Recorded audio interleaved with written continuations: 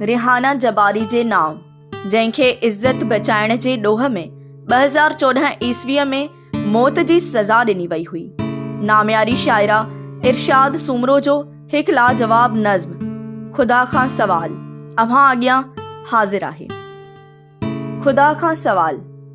मुंहिंजा ख़ालिक, तोखां हिकु सवाल कयां थी। मुंहिंजा रब, तूं नाराज़ न थीजांइ। भला तूं ई ॿुधाए कंहिंखे चवां, कंहिंखां मां इंसाफ़ घुरां। तुंहिंजी हिन दुनिया में इंसाफ़ जी ताराज़ी आहे टेढ़ी। मजबूर ऐं लाचार नारीअ सां नाइंसाफ़ी छो आहे एॾी? जो नारीअ जी असमत तार करे थो, सो बेॾोही आज़ाद फिरे थो। मूं असमत बचाइण लाइ वार कयो, सूरीअ सज़ा वार थियसि। तुंहिंजी दुनिया जा मुनसिफ़ गवाह घुरनि था, किथां आणियां भला मां गवाह? तूं ई त गवाह आहीं, पोइ छो नथो ॾीं मुंहिंजी गवाही? छो तूं ख़ामोश आहीं? मुंहिंजी मीरास सिर्फ़ असमत आहे। असमत विञाए पोइ कीअं जियां? मूंखे जियदान न घुरिजे, मूंखे थी बराबरी घुरिजे। विरासत में अधु गवाही, कलंदरी बि तो अधु ॾिनी। हर हंधि आहे मुंहिंजे वजूद जी नफ़ी। ऐं मुंहिंजा मालिक, तूं पंहिंजे हिन दुनिया जो इंसाफ़ त ॾिस। मां फ़साद आहियां, मां फितनो आहियां। तुंहिंजा मुफ़्ती फ़ितवाऊं ॾियनि था।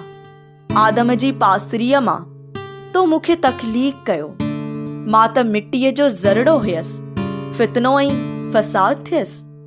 उन ई मिटीअ मां आदम जो तो पुतलो ठाहियो, पोइ मर्द छो फितनो ऐं फ़साद नाहे? आदम खे जन्नत मां नेकालीअ जो मूंखे ॾोही चवनि था।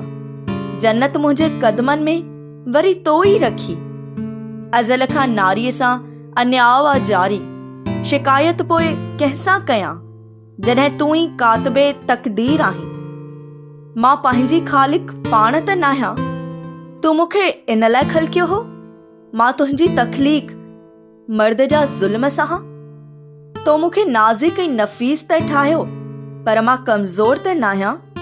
हर ज़ुल्म ऐं जबर सहण जी तो मूं में सघ रखी, पर वरी नरम दिल बि त तो ई ॾिनी आहे। अज़ल खां अबद ताईं जे ॻोढ़ा मुंहिंजा गॾु करी, समुंड तुंहिंजो बि उथली पवंदो। ए मुंहिंजा साईं, तुंहिंजा अहसान मञां या शिकायत कयां? मूं में एॾी सम्झ न आ, मूं में एॾी जुरत न आ, पोइ बि तोखां सवाल कयां थी। मुंहिंजी हिन बेवकूफ़ीअ ते तूं झिणक न ॾिजांइ। झुरी पवंदियसि, मेण बत्तीअ जी आन पिघिरजी वेंदियसि। अज़ल खां सिर्फ़ नारी थी भोॻे, भोगनाउनि जी बाहि में सड़ी रख थिए थी। कॾहिं संगसार थिए थी, कॾहिं क़तलाम थिए थी, कॾहिं सूरीअ सज़ावार थिए थी। केॾा मूं ते ज़ुल्म थियनि था, पोइ बि मां ज़िंदा आहियां। कहिड़ा तोखे दर्द ॿुधायां? तूं ख़ुदि ई गवाह आहीं। ख़बर नाहे मूंखां पहिरीं तोखां कंहिं सवाल कयो आहे, अलाए न। मुंहिंजा रब, तूं नाराज़ न थीजांइ। भला तूं ई ॿुधाए कंहिंखे चवां, कंहिंखे मां फ़रियाद कयां, कहिड़े दर तां इंसाफ़ घुरां? मुंहिंजा रब, पंहिंजी गुस्ताखीअ जी माफ़ी घुरां थी। पक अथम तूं माफ़ कंदे, छो त तूं 70 माइरुनि जेॾो प्यार करीं थो। मुंहिंजा ख़ालिक, तोखां हिकु जवाब घुरां थी।